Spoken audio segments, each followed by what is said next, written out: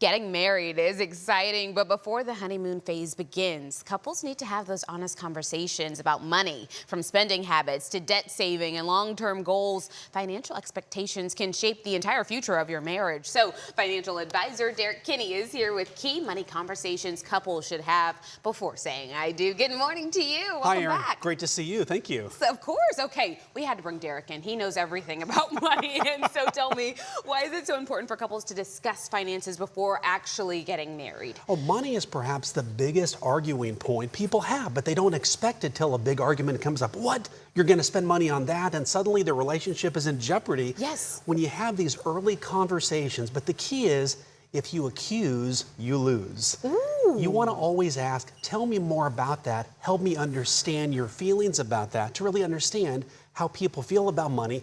Two couples coming together, or two people coming together who both have different money pasts, it's hard to instantly think just like the other person. You want to grow together. That's how you stay together. Exactly. I think we should all remember that. If you accuse, you lose. We can use that in every category of, all the part of life. relationship. Oh my gosh. Okay, so what do you think are the biggest financial surprises couples face after marriage? Oh, one is thinking that the other person knows everything about money and they'll cover up my holes. Quick story, when I first got married, I handled the day-to-day and the investing, but I was terrible at budgeting. I sucked at it, candidly. But when I realized my wife was good at it and gave her the day-to-day role, our finances got dramatically better. And so what I say is you want to know your role.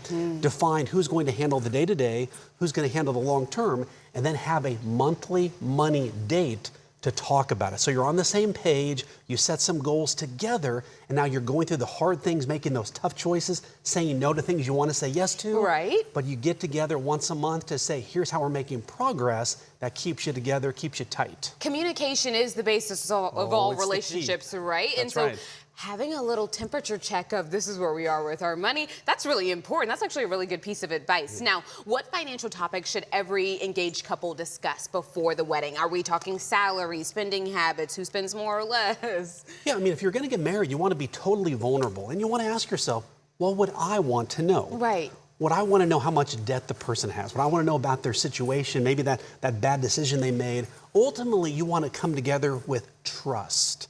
Trust leads to better financial planning down the road. And so when you talk about, look, I'm really embarrassed about this, I've got this credit card debt, I've got this and that, you'd rather find out about it now than be shocked and surprised 10 years from now. And that leads to major distrust, and it's hard to rebuild that. You don't want to start there. Don't let a year go by and just a magical debt pop up out of nowhere. We need to be having those conversations. And I think that comes to having the conversation of, nobody wants to talk about this, but do we keep the bank accounts together? Do we keep them separate? Is it a mix of both? What do you think? So this might be my most unpopular opinion, Erin. Yeah.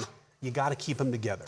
Really? You have to keep them together to build trust. If you've got a business, you want to have her account, his account for the business, but to build trust and honesty and transparency, you got to bring them together. Have the joint checking account, the joint savings account. That way you're approaching money just like your relationship, together in every part of it. Now, would you recommend having the joint and a separate, or just the joint? The only reason to have a separate is that there's got to be a full reason to do it. Well, like if she handles that particular bill with her paycheck, then you can do that. Then that comes out of that. But the goal is trust and transparency is the key. I get it. I get it. We're blending our lives. We might as well blend the bank very accounts. Unpopular, but it's highly, as I've counseled thousands of people, it's highly effective. What you bring together is what stays together. But the important thing is to be honest, right? Like we just talked about the debts, the credit card loans, the family obligations even, right? Okay, so what do you suggest when they start to combine? Is there a way to have that conversation of saying,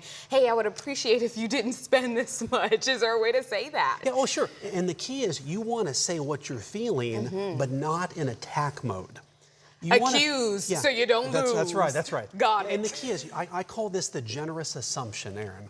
So many couples, they think about this person becomes the enemy if they disagree with me financially. And you always want to say, my spouse is there because they have my best interest at heart. They want what's best for me. They may not say it the best way, but if you go with that assumption, you're going to handle these arguments much better. But again, if you accuse, then you're backing someone in the corner. You want to ask, help me understand that, and then lets them talk more and then let you then do the same thing. Keeping everything calm is what it sounds like, because money can rile you up, especially with your partner, That's right? right. And so That's you right. want to create a safe space where everybody can talk about what they want, but also what they need is what it sounds like. Can I ask, because I'm getting deep into the weeds, but taxes, stuff like that, should that be discussed as well ahead of time as far as who's going to pay them? Oh yeah. Yeah, the key is when you go, before you walk down that aisle, you need to have already had this money conversation, ideally All the way months around. earlier. Got it. But don't expect to be perfect. So many couples think, well, if we're not perfect with money, we must be failing. No. You just have to be perfect communicators about what you're bad at financially. And when you understand the humanness of all that, you become much better as people, and now you've got goals you're working on together.